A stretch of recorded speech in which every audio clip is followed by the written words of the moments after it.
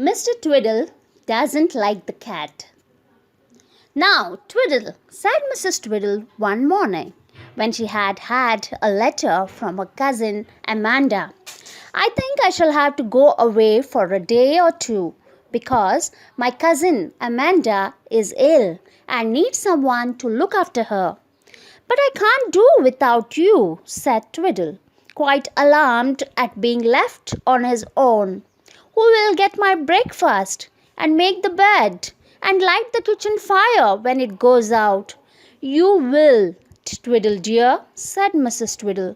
"It's time you learned to do a few things for yourself. It won't hurt you, and I shan't be gone long. Now cheer up, and don't look so alarmed." "Will you take the cat with you?" asked Twiddle. He didn't like the cat, and the cat didn't like him. "I don't feel as if I can possibly look after the cat." "Well, you must," said Mrs. Twiddle firmly. "Of course I shan't take her with me. I shouldn't think of such a thing. Don't be silly. The cat's no trouble." "It's no trouble to you, but it's a great trouble to me," said Twiddle, thinking of the many times that the cat had tripped him up, jumped onto his middle when he was asleep, and stolen fish of all kinds that he was going to have for breakfasts or suppers. "That cat is a great nuisance. I shall not look after her." "You are not to talk like that, Twiddle," said Mrs. Twiddle in such a sharp voice that Twiddle thought he really had better not say any more. But he was very upset to think that Mrs. Twiddle was going away and leaving him to look after himself and the cat. Mrs. Twiddle packed a small bag and told Twiddle to remember ever so many things. "The milkman has been, so there is plenty of milk for your tea. The baker will come soon. There is a herring for your supper and a kipper for your breakfast. You know how to fry them, because you have seen me do it plenty of times. There are 2 eggs in the larder as well, so you can have those if you want to." "Yes, love," said Twiddle, trying hard to remember everything. "And don't forget to give the cat her milk each day, and to get her into the house at night," said Mrs. Twiddle. "And don't let her sleep on the beds." "Certainly not," said Twiddle, quite determined about that. "Well, I hope Amanda will soon be better, my dear, so that you can come back home. I shall miss you very much." "Goodbye, Twiddle dear," said Mrs. Twiddle. "And don't leave the front door open when you go out. And don't let the kitchen fire go out if you can help it. And don't leave the taps running. And don't—" "You'll miss your bus," said Twiddle, who didn't like all this don't-ing. "Goodbye, love. Take care of yourself." Mrs. Twiddle went, and Twiddle trotted off into the kitchen to do the washing up. The cat was sitting on the window-sill there, washing herself. "You're always washing yourself," said Twiddle. "Can't think why. You don't get as dirty as all that. Now you listen to me, cat. I got to look after you.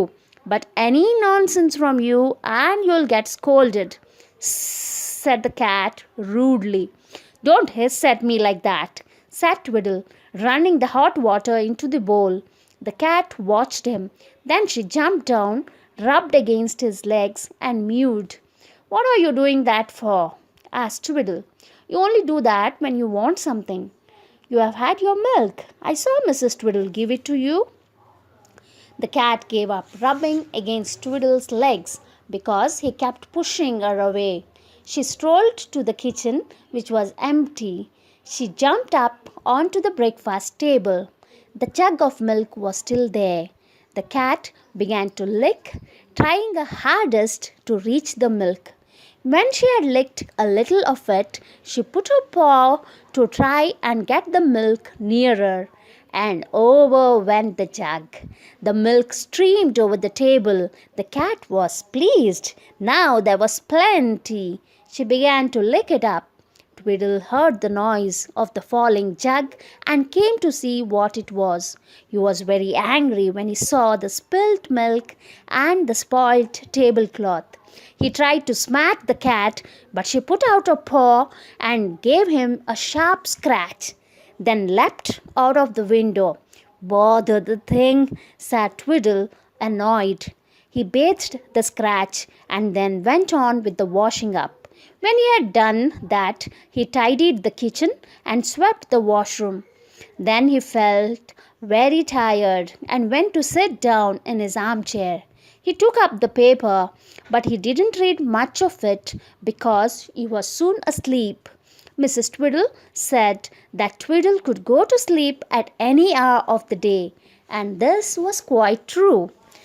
Twiddle was really enjoying his nap when something landed with a jerk right on his middle and then settled down heavily, digging pins into him all the time.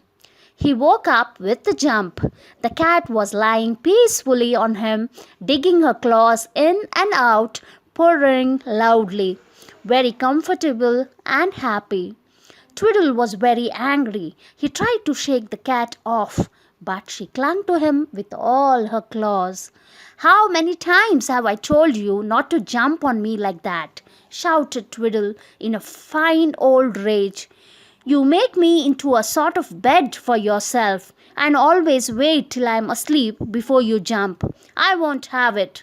He took the cat off at last, shooed her to the door, and slammed it behind her. Then he settled down again. But the cat came in at the window, waited by the fire till Twiddle was sound asleep and snoring a little, and then jumped down to his middle once more. Twiddle awoke again with a jump, and the cat leapt off. Poor Twiddle! He decided not to sleep any more. The cat didn't mean to let him anyway. Twiddle went to the fridge and wondered what to have for his breakfast. The baker came while he was wondering, and Twiddle went to get the bread from him. He left the larder door open. The cat went in and smelt the herring and jumped up to the shelf at once. The next thing that Twiddle saw was the cat dragging his precious herring over the floor and out of the door. He was just too late to stop her. "Look at that cat," he said to the baker. "She's the most annoying, interfering cat you ever saw. I suppose you don't want a cat, do you?" "Well, I have rats in the bakery," said the baker. "I don't mind having her if she will catch them. I'll keep her." "Well, you can have her and welcome," said Twiddle. He ran after the cat, pounced on her, and popped her into a box. The baker put her into his van and drove off. Twiddle was very pleased. "Now that cat can't interfere with me any more," he said, rubbing his hands together. "I shall have to have the keeper for my supper, now that she has stolen the herring, and I'll have an egg for my breakfast." Twiddle thought it was very nice without the cat. He could leave the larder door open if he wanted to. He could leave the milk on the table. He could go to sleep without being woken up with a jump. When his supper time came, he cooked the kipper. It smelled good. He put it on a plate and carried it carefully to the kitchen. But suddenly he tripped over something and fell down with a crash. The plate broke, the kipper shot into the air and disappeared. Twiddle banged his head hard against the wall. "Meow," said a voice, and Twiddle saw the cat sitting down in the passage looking at him. "So, it was you that tripped me up, was it?" said Twiddle, very angry and most surprised to see the cat there after he had given it for the baker. "What have you come back again for?" "Hey, leave that keeper alone." The cat had suddenly smelled the kipper which had landed on a nearby chair. She jumped up and pounced on it. She fled out of the door with it. "Well, it looks as if I'm never going to have any meals in this house whilst that cat's about," thought poor Twiddle. "Herring gone, kipper gone. It's too bad." Twiddle was so angry that when it was time to lock up the house, he didn't open the door and call the cat in as he usually did. No, let her stay out in the cold, the horrid, thieving animal. She ought to be sitting in the bakery catching mice. So the cat was left out, and Twiddle went to bed. He fell asleep and had an awful dream. He dreamt that somebody made him lie down flat on the ground and then piled bricks on his tummy higher and higher. Poor Twiddle woke up suddenly and wondered what the heavy weight was on the top of him. The cat, of course. She had jumped in at the bedroom window, meaning to go downstairs and find her basket. But the bedroom door was shut and she couldn't. So she had jumped up onto Twiddle and settled down there, warm and comfortable. Well, that's the last straw, said Twiddle in a rage, heaving the cat off the bed. Tomorrow I sell you. Yes, I do. I sell you. So make up your mind to it, cat. You're going to be sold. Twiddle meant what he said. The cat managed to trip him up twice the next day, and then Twiddle caught her and put her into a box. He shut down the lid, tied it with string, and set off. He walked about 2 miles and came to a small cottage where there lived an old woman who was very fond of cats. She had once been to tea with Mrs. Twiddle and had taken such a fancy to the cat that she had offered to buy it. But Mrs. Twiddle wouldn't sell her. It didn't take Twiddle long to sell the cat to the old woman. He got £5 for her and was very pleased. He thought he would spend the money on beautiful roses to put in Mrs. Twiddle's bedroom. So he stopped at the flower shop and bought a pretty bunch of red and pink ones. When he got home, he found a telegram from Mrs. Twiddle. Amanda is better, returning home this afternoon. Good, thought Mr. Twiddle, pleased. He set to work to clean the house and make it nice for Mrs. Twiddle. He went out and bought a meat pie and some tarts. He put the roses into water and they made the bedroom smell beautiful. Mrs. Twiddle came home and was pleased to see everything looking so nice, and she simply loved the roses. Oh, how beautiful, she cried. How kind of you, Twiddle dear. But where did you get the money from?